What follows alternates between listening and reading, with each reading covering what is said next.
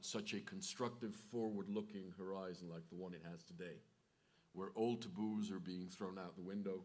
Octavio Paz, one of Mexico's Nobel laureates, wrote many, many years ago in an essay that the United States and Mexico had such a hard time understanding one another because Mexicans didn't know how to speak and Americans didn't know how to listen. Well, Mexicans are speaking today and America's tuning in.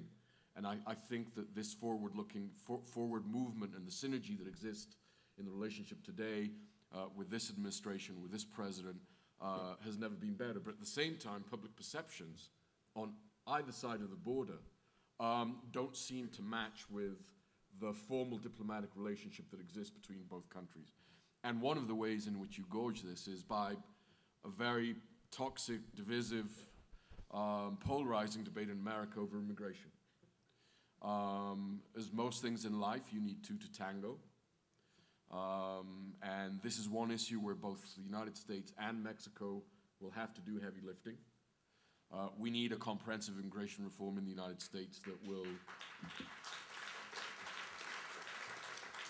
that will bring people out of the shadows for security's sake. It's better to know who 12 million people are, where they live, where they come from, than not to know who they are.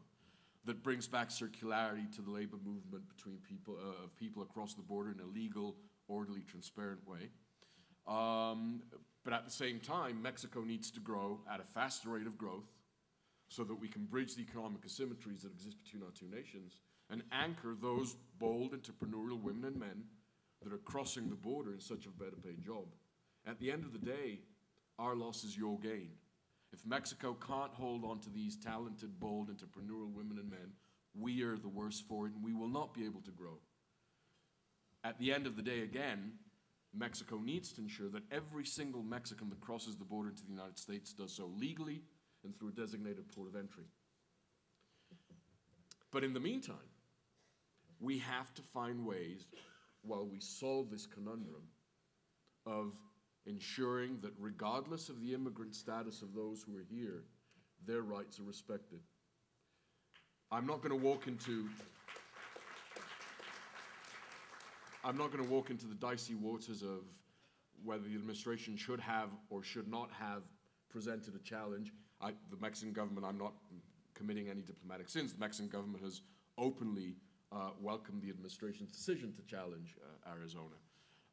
We do think that, unfortunately, Arizona is a slippery slope to potential racial profiling, and that regardless of the immigrant status of those individuals who are there and who could be subject to that racial profiling, we need to push back against that type of local and state policies.